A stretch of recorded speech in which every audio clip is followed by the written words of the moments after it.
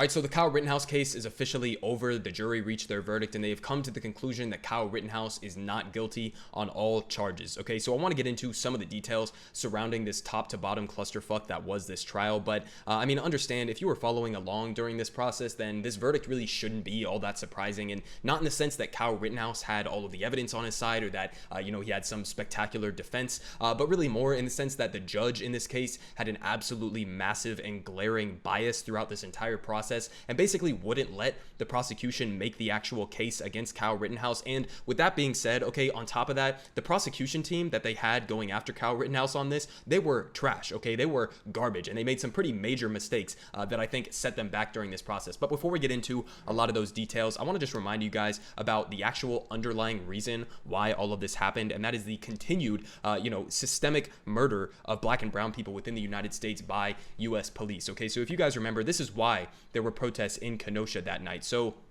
no federal charges against the officer who shot and paralyzed Jacob Blake. So this officer, Rustin Shesky, decided that it would be a good idea to shoot Jacob Blake 7 times in the back from point blank range, essentially paralyzing him. Okay, so this is not, something new. This is not something that is rare in the United States. All right, obviously this was coming in the wake of the George Floyd murder and the Breonna Taylor murder. Okay, so this is systemic to the United States. And so because it is systemic and because there has been no real systemic change to this situation, people were taking to the streets in Kenosha and they were venting some of their anger at a system that is completely unresponsive to their material concerns. So that is why there were protests happening in Kenosha that night. Now, this little piglet here, Kyle Rittenhouse, decided that it would be a good idea to travel to Kenosha, Wisconsin, a city that he did not live in, decided it would be a good idea to be a wannabe vigilante and go confront these protesters on that night. And he got the confrontation that he was looking for. So listen, we're going to get into a lot of the opinions of this judge in this case, which again, I think were massively biased, and you're going to see why here in a second. But understand that there are two important key distinctions in terms of how we can talk about this case. And I think that if you're picking one track and not considering the other, then you don't really have anything valuable to say. So, I've talked about this before, but I think that people who hide behind the technical legality of the self-defense arguments within a vacuum are completely missing the point of what this story was actually about, what the Kyle Rittenhouse precedent really means here. Okay, so one way that we can talk about this basically is in the specific vacuum of the self-defense cases as they were happening with absolutely no context. So what I mean by that is we can have a conversation about, Rosenbaum, who was charging at Kyle Rittenhouse with a bag in his hand, and Kyle Rittenhouse turns around and shoots him. In a vacuum, does he maybe have an argument for self-defense there in shooting a guy who was coming at him?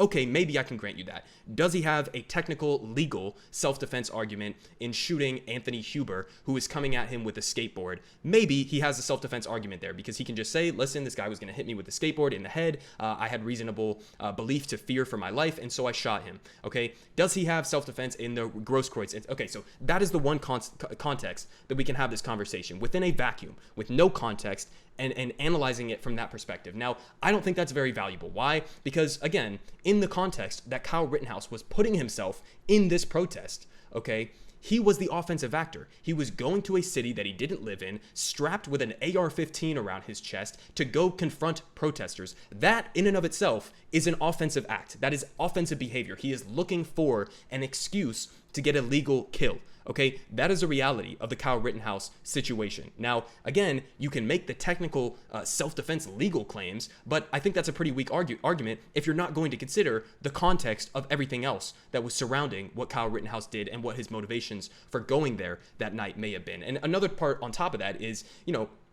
after he had shot Rosenbaum and killed Rosenbaum, the other people who were trying to disarm him, Anthony Huber and Grosskreutz, they thought he was an active shooter at the time. Okay, so why does Kyle Rittenhouse get to claim self-defense when they were trying to disarm him, but they don't get to claim self-defense for trying to stop what they thought at the time was an active shooter? And he was an active shooter. He had just shot and killed somebody.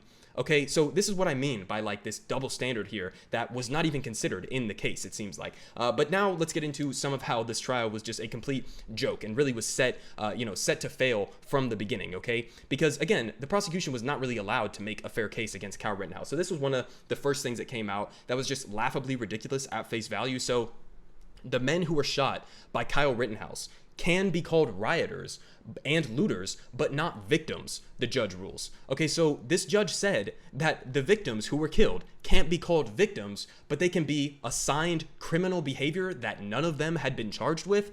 Okay, so this is how we started the trial, all right? The judge clearly having a brazen and open bias here, saying you can't call them victims. They were literally victims by the definition of the word victim. But he said that was too much of a loaded term, but that the defense could call them rioters and looters, even though, again, none of them, including the survivor of this shooting, none of them have been charged with any crimes like this. So apparently it's a loaded term to call them victims, but it's not a loaded term to assign criminal behavior that none of them had been actually charged with. Okay, so this is where we started with. Gives you a perspective in terms of where this judge was standing on how he wanted to frame this entire case. Now, we continued with the judge not allowing this to be considered as evidence. So Kyle Rittenhouse drinks with Proud Boys, flashes white power sign, photos show. So basically, after he killed these people, okay, Kyle Rittenhouse was going out to a bar underage. Remember, he was like 17, 18 at the time.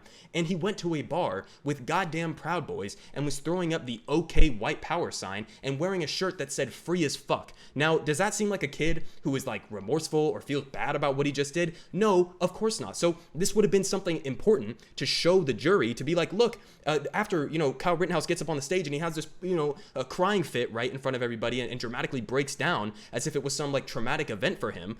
He was out partying with white supremacists, throwing up white power signs right after it happened, or not long after it happened. So does this seem like it's, the type of guy who's actually remorseful about this, or, actually has a concern about what he does? This would be something that would have been valuable to show to the jury. Now, it wasn't allowed to be showed to the jury, obviously. Now, again, another instance, Kyle Rittenhouse was recorded weeks, just 2.5 weeks before the Kenosha shooting, saying that he wished he had his fucking AR to shoot at people leaving a CVS, prosecutors say. This, according to the judge in the trial, was not relevant to the case.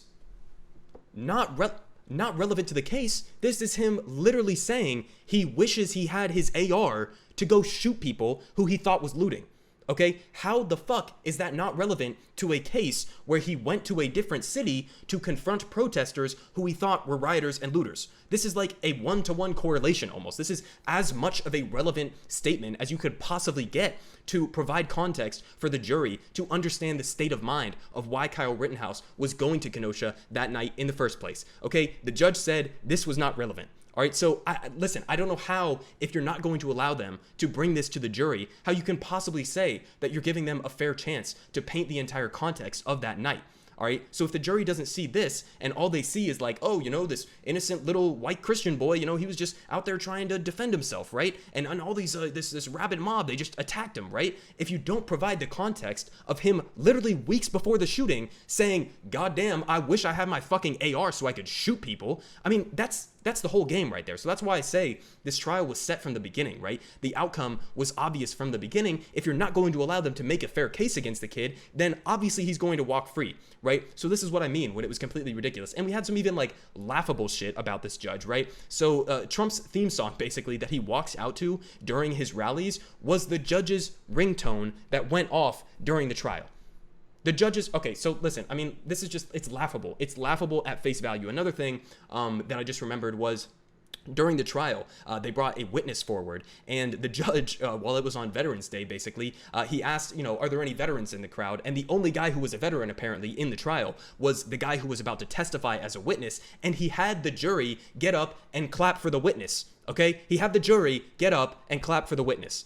All right, I wonder if that would have, a skewing result on how the jury was about to view the witness who was about to testify. Okay, so it's just, listen, it's at surface level. It was so ridiculous, so laughable. It was an embarrassment of an excuse for a judicial system, okay? But it's not surprising because the entire U.S. judicial system is, centered around protecting white supremacy, and it is a white supremacist institution. So again, it's not surprising that this would be the inevitable result. And listen, we don't have to wonder about, what would have happened if this wasn't, a white conservative kid, right? What would have happened if this was a left-wing activist per se? Well, we don't have to ask that question because we know exactly what would have happened if this was a left-wing person with a gun who was shooting at right-wingers at a protest in self-defense, because we had an example of this, of the assassination of Michael Brownell. So Trump brags about U.S. Marshals killing an Antifa activist in a violent raid. So let's just remind ourselves about what happened here. So During a campaign event in North Carolina on Thursday, President Donald Trump boasted about law enforcement raid that resulted in the fatal shooting of Michael Reinl, a self-proclaimed Antifa member who was suspected of killing a far-right Trump supporter during protests in Portland. And he said, quote, "We sent in the marshals. It took 15 minutes, he said to cheering crowds. We got him. They knew who he was. They didn't want to arrest him." Key point there. They didn't want to arrest him, meaning they wanted to assassinate him.